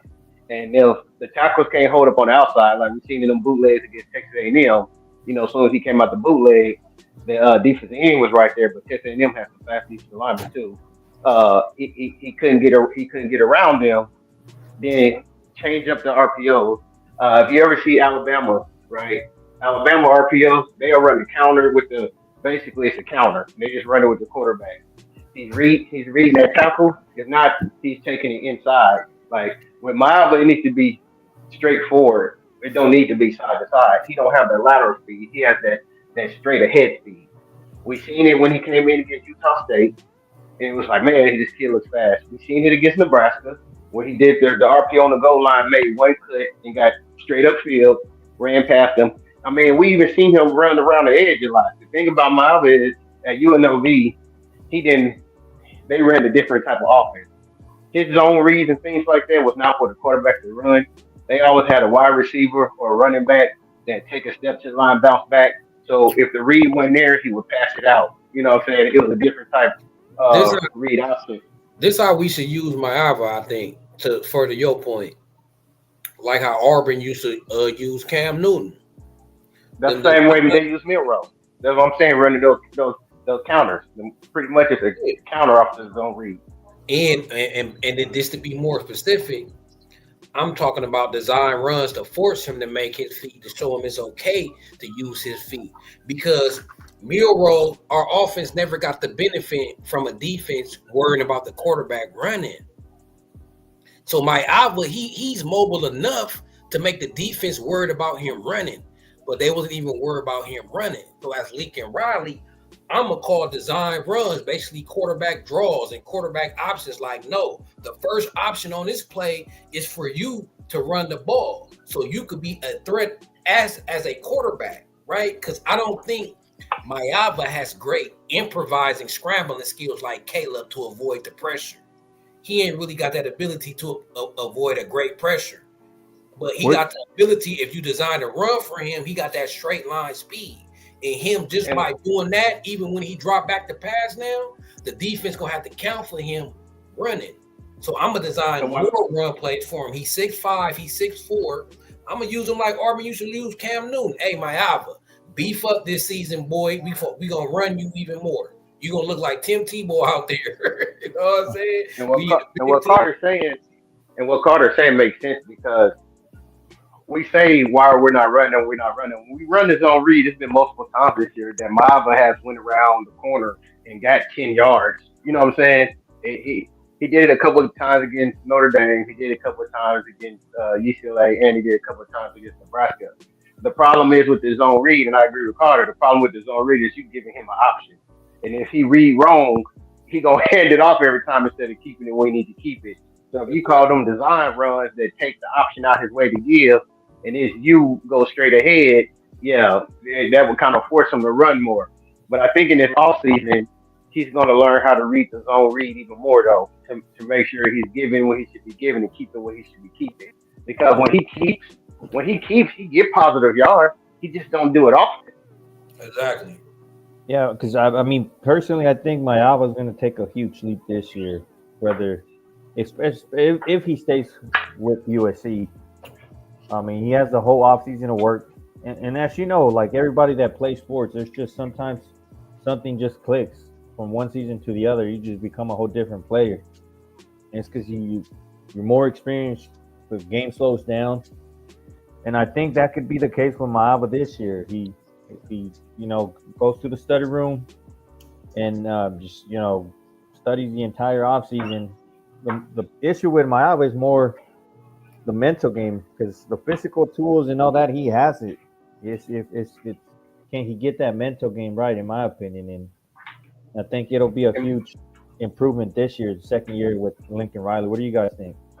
My I thing with think Maava is not that he needs to change his entire game.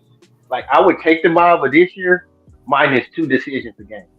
So if he can just go through a game and play like he played this year, and just take out the two big mental mistakes because he has 2 or 3 a game, and that's when he get in trouble. It's not like he just plays whole bad for a whole entire game. Like what I'm saying, at points in the game, the kid looks like he's the next Heisman, and then he'll just make one bonehead play that make you scratch your head and say, "What were you doing? What were you thinking?" But again, if you look at his interceptions, there's only been one interception that he's thrown that's been like that wasn't a deep ball, and that was against Nebraska. And the rest of the interceptions been deep ball, and to me, those look like miscommunications as well, where he was expecting the receiver to do something else, and the receiver was expecting to do something else. But that come with not playing with those guys. And he was thrown in the middle season. He hasn't been here. He came right before spring started. You know what I'm saying? So I think he'll get more continuity with the wide receivers, and they'll learn each other. You know what I'm saying? What means what by language? Where you like the ball? What am I looking at in this situation? And I think it'll all be cleaned up. But it's really just we're talking about 2 bad decisions a game. You know what I no, mean? If he can just clean those up. to me, it ain't the little bad decision is interceptions. It's him reading the field. So a lot of plays, especially against Texas A&M in the first half. And what I noticed, Maava, he be missing open receivers sometimes though. So right, it's one thing you throw a 50-50 ball in a DB, this Debo the receiver, and he get it, right?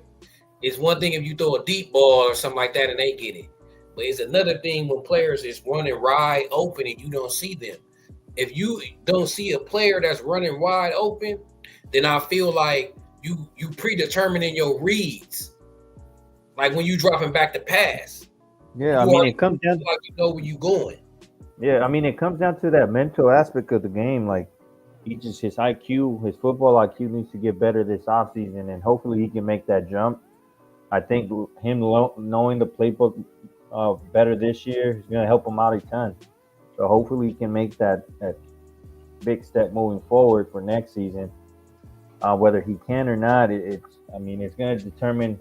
I guess what Lincoln Riley does, it is what's going to determine how far Mayama advanced in the offseason. Because if Mayama does leave, I think it's because Lincoln Riley pretty much told him, "Hey, I'm gonna go a different route." So it wouldn't make sense for Mayama to leave just for a bigger back.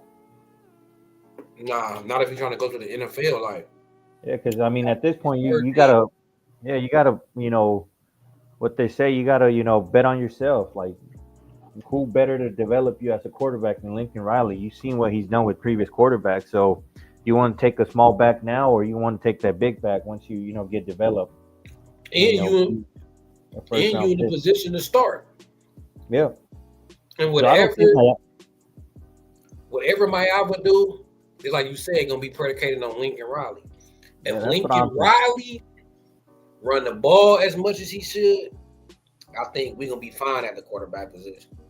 The only way I'm gonna be worried about Mayava in the quarterback position if I feel like Lincoln Riley gonna go back to passing the ball 50 times a game.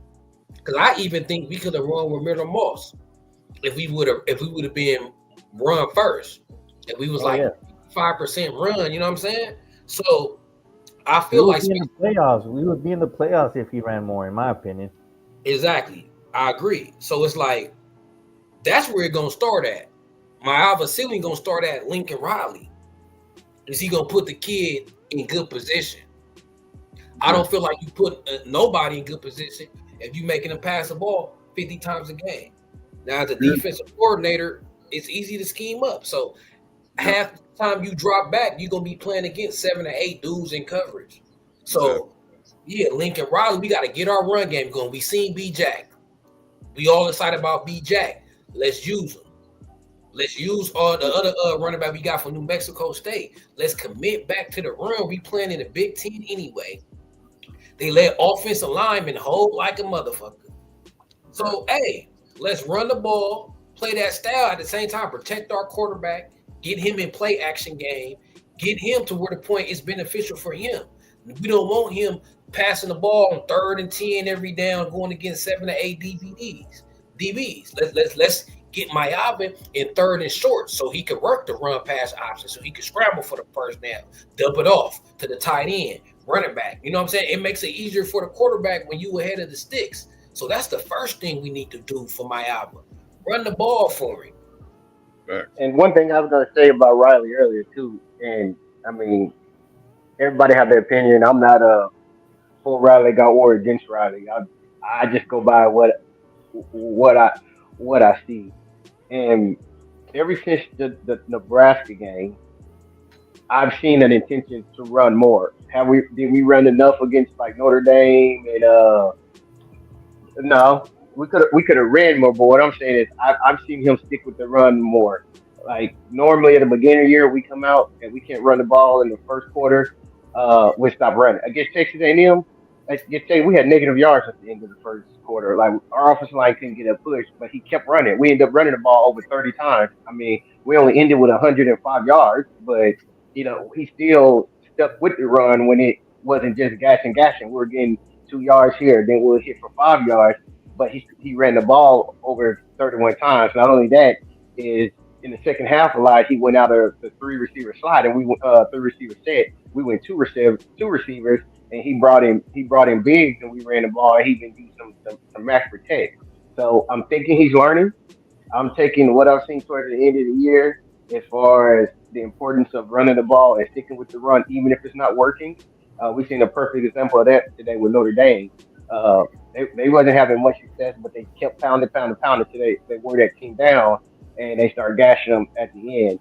So I think he's learning, and I think he understands that this is not Pac-12 or Big 12 football no more, and what it takes to win in the Big Ten and how we're going to play. I think that's why we moved to a running back like B. Jackson, a big thumper who can run in between the tackles, and we've seen what he do. So I think it's going to carry. I think it's going to carry over.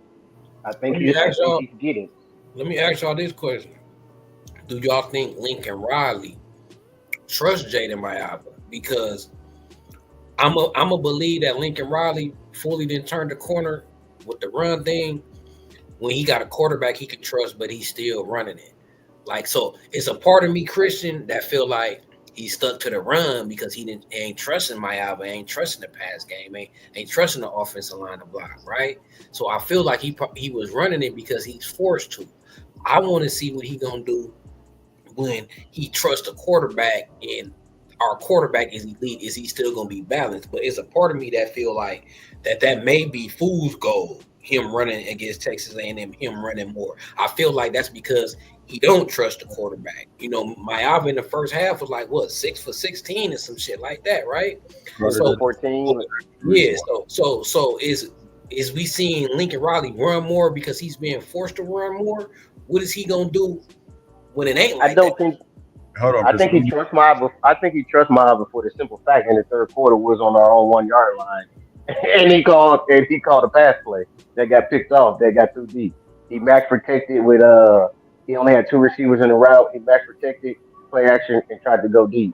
And that was in the third quarter after after they went up 24-7 and we actually scored. And we scored 14 unanswered, and we was trying to and we were down 3, and we was on our own goal line when Makai Lemon fielded that punt within the 10-yard line. And so if you don't trust your quarterback, you're definitely not throwing the ball right there. Because I was on with Blackie K, and I was like, we don't need a safety, we don't need a fumble, we don't need an interception. Run the ball. And first down, he play action and max protect and win for the deep ball. So in order to call that play, you got to trust your quarterback. Or was that this the passing in him? You know what I'm saying? Was that this Lincoln Riley showing his color in a tough situation? Like when he in a tough situation, he reverts to the pass. Right, so that's a tough situation. So he calling the pass. I think it's against him. Go ahead, Yep. B. Jones. One example of that is him throwing that pass that got picked off in the Texas A&M end zone. I mean, on that side of the field, that pass to Makai.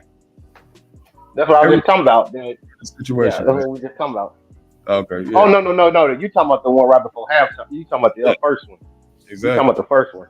Yeah, I'm talking. Yeah, that was a running situation, but what does he do? Overthinking,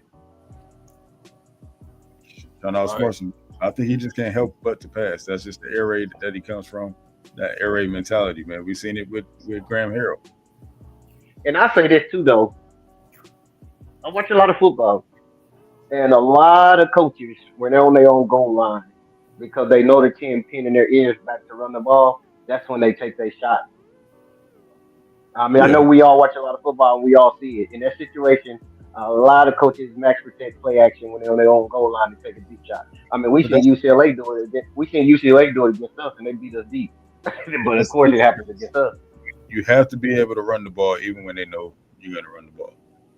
and that comes down. That's going to come down off the line. That's what I've been saying all year. We can Tell run. We run the ball. We have success, but in every situation where we wanted to run the ball when we wanted to, we couldn't do it. We ran the ball 3 times on the goal line against Washington, and the offensive line was blown up every time at the end of that game where we could have won. You know what I'm saying? We ran it 3 times down there and we couldn't get a yard. Like there's been a lot of situations this year to where when we wanted to run the ball and they knew we was gonna, you know what I'm saying, we couldn't run the ball. That's the difference between two teams who can enforce their will. Like we can run it when we Penn State, they can run it when they want to run it. Notre Dame, they can run it when they want to run it. Like you know it's coming, we know it's coming. You can't do nothing about it. Right. But our offensive line isn't getting there. Our offensive line play better. They had some struggles against Texas A&M. I, I, they I played mean, great. They were young. They play. They. I mean, they played well. I'm not gonna say they played great. They had some lapses and some things, but they they played. They our offensive line played better as the year went along. They definitely did. name one team that we wasn't able to run against.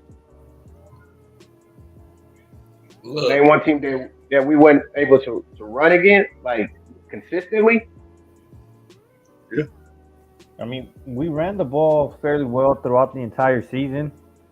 Uh, Brandon, I agree with you, but Kristen is right when it comes to that because I've mentioned that in the past too. When it came to the goal line and the holes were a lot smaller, we couldn't run the ball. We got stopped every single time because the O line just kept getting bullied at that time. And it came down to when they know we're going to run the ball, we get stopped. So I think part of the reason why Lincoln Riley, reverts back to passing the ball, not only because he's air raid, offensive coordinator or play calling, but our O line is in the back of his mind too. It's like, I can't trust this O line. Are they really going to get that push forward? but that's Lincoln Riley fault. You know why? Because first of all, if you in that position, the defense shouldn't be able to just pin their ears back and be like, "We gonna stop your run." See, that's when you go under center and get the play action going. You go under center, bring a fullback in there, or put a tight end in there, right? Like Lincoln Riley, he got so many plays he forget. He got this one play to where he got the tight end in the backfield and the running back. It's a nice little goal line play. We ran it once this year, scored a Against touchdown. Nebraska, Marva ran it in. Yeah, right. Like we needed more plays like that to where the defense can't just say, "Okay, we know you running it. We just gonna bully you out the way." Nah, we gotta have the defense thinking, "Okay, Mayava might pull it out. They might play action. They might fake it. Bootleg. What happened? What's wrong with a bootleg? A rollout? Fake it to the running back. You at least gonna freeze the linebackers and roll out the other way, right? The bootleg work all the time, really, especially if a team is looking for the run. You play action bootleg, fake to the right, and let's say roll to the left. You gonna at least have a one-on-one matchup. It at least gonna be my man versus your man. It's gonna be an easier read for the quarterback. He's rolling out to the left side. He ain't got to read the whole field. It's my man versus your man. And more than likely, I got your man because he hesitated. We froze him with the play action. So I feel like we struggled in the red zone because we wasn't creative enough in the red zone. We stay in a fucking shotgun, and half the season we had a quarterback that wasn't a threat to run out the run pass option. So if I'm a defense, of course I'm finna stop you. I know your quarterback ain't finna run it, and if you do run it, you running it out the gun, right? That's And easy here's to come up against. but here's the thing against against against UCLA. Marvin was on the center on the goal line, and we couldn't get a push. Right? He did bring. We did have the tight end in. Tight end was playing more like a wing back, right there behind the tackle to help out, and it still was blown up. There have been many a time when we had to have it, and we got in the goal line. I mean, we had good runs going down the field, but when we got inside the 10, But let me ask the you defense this: just hold on when real he fast. The defense just you know excuse the language, the defense nutted up, and was the offensive line to push back. But going back to what B Jones is saying is you have to be able to run the ball when you want to run the ball. So no matter if you're under center or no matter if you're in the shotgun running zone read, you know what I'm saying? If we can run the zone read all the way down the field, when you get into that 10 yard on it, the offensive line still got to get that push. It doesn't matter if you're in a shotgun. It doesn't matter if it doesn't matter if you're under center. It doesn't matter what play you run. If the offensive line is not getting that push and the play is getting blown up, like in Washington, I'm talking about as soon as he handed the ball off, Woody Marsh got stuck. Your boy Mason Murphy over there missed his block again. this is He do what I'm shot right saying. through the gap. This Shot is right through the gap. this So, is what I'm but saying though. Look, I get what you're saying, but I'm saying like to keep it real, bro. If I know what you gonna do, I should be able to stop you, right? So you saying we getting stuff? If the defense know what we gonna do, we should get stuff. So for instance, if I know you gonna run, I'm banking my money on that. All I'm gonna do is outnumber you to the side I'm gonna think you gonna run at. I'm gonna have more men on that side. That's how football works. That's the chess game, especially in the run game. Can I get more blockers than defenders on the direction my running back going? So as a defense, all you gonna do is cover all gaps and either choose to protect the middle or the left or right side. So if I know what you're doing, I'm just gonna outnumber you in the box, right? So in actuality, the defense should be able to stop you if they know what you're doing. Now you said we went under center with UCLA. You right. That don't matter though if the defense know what you're doing. When we went under center, did we do any play action? Did we do any yeah, play action? we Did we bootleg him? Did we roll him out? yeah, we bootlegged them out for the we bootlegged them out and no one was over. He actually hit what's the name in the hands, but it was gonna be a tough catch. He bootleg out to the right side and tried to hit Jacoby in the back of the end zone, but we ended up coming back to it. And well, that was on the game with a touchdown, and he ended up scrambling left and then doing it on that side. But here's the thing: if you look at Georgia when Georgia played Georgia Tech, right? You look at the Penn State games. You look at these teams who run the ball. When they gotta have it, it's no trickery. It's no nothing. It's man on man blocking. You know what I'm saying? It's me versus you, stronger will. Who's gonna win the battle of the trenches? That's what it comes down to. If we on the 2 yard line, we need 2 yards. That come down to the trenches and the battle of the will. Who gonna move who? You don't need trickery. You don't need none of that. You line up, play smash mouth football. You know what I'm saying? Who gon' make the play? And a lot of times it's not that our offensive linemen were getting pushed back; they were getting beat. The defenders were just shooting the gaps. I don't know if they were late, not ready or what, but This they is the were thing. shooting the gaps. How you gonna expect them to do that when you already established a air raid identity? Right? That's like asking a 3-point shooting NBA team, oh, go post up now because we need something in the post. We want a quick 2 points, so go to the post. So part of the reason we probably can't run it when we got to them situations because the identity of softness has already been established. The identity of the offensive lineman dropping back and playing defense instead of being on the offense is already established. I'm pass blocking most of the time. So if I'm pass blocking most of the time, my run blocking might not be there when I need to dig down for it and they know we about to run. Because we ain't even built like that mentally. So Guys, that's Okay, so if we're not built like if we're not built like that, then how can we mentally. be upset if he? I'm saying if we're not built like that, if we're not built like that, and we expect that they're not good run blockers, and Christian, hold they that can't thought. make the blocks, how can we expect them? How can we expect not to throw the ball then? Hey, This is guys, what I'm. I have a question for you guys. Hold that thought because Go I ahead, go want to ahead. get this thing in because obviously we got a few teams that we played against in the season, and they're in the semifinals at this point. Where Yep, do you guys Penn think? State and Notre Dame. Yeah. So where do you guys think this USC team stands against them? Because personally, we were a 6-6 team. I think our record, or we're a better team than the record shows. Seven I and don't six, think we're seven and too six. I don't think we're too far behind for next season. I have a lot of hope for next year. There's a few things that need to be, filled in, like quarterback situation. Who knows where we stand there? But a few O line. But say we get a couple of those, O line that we're missing. Where do you guys think we stand going into next year? I think we're going to be good. I mean, we lost to Penn State by 3, right? In overtime, we had a chance to beat Penn State at the. We was one hot pass away from being in field goal range to try a game-winning field goal, but with our field goal kicker, it was no definitely he was going to make it anyway. But we still had the opportunity for a walk-off field goal if the pass to a 6'5" receiver was, what I'm saying, a couple inches lower. Notre Dame, we were riding that game to the end. You look how Georgia struggled with them. Georgia couldn't run the ball on them, couldn't move that defensive line. We were able uh, to push that line and have some effectiveness running. I mean, Marvel went for over 300 yards against them. You know what I'm saying? Diced them on up. And so, I mean, coming into this season, our schedule was ranked the second toughest schedule in the country, Yep. And then behind Florida. to add to your points, Christian, we gave them hell, right? We gave Penn State hell. Yep. We still won that game. We gave Notre Dame hell. We could have won that game. And we could have won the Notre Dame game.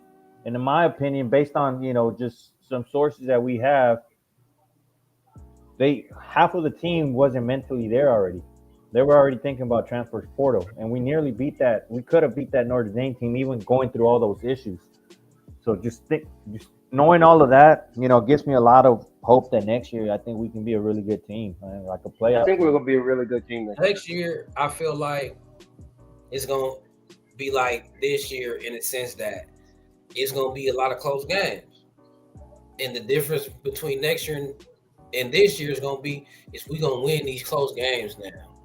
Is we gonna get over that So, hump of winning the close so games, right? this is why I don't think next year is going to be this many close games like we had this year. I mean, not the beginning of the schedule. I'm just talking about when we play teams that's real teams.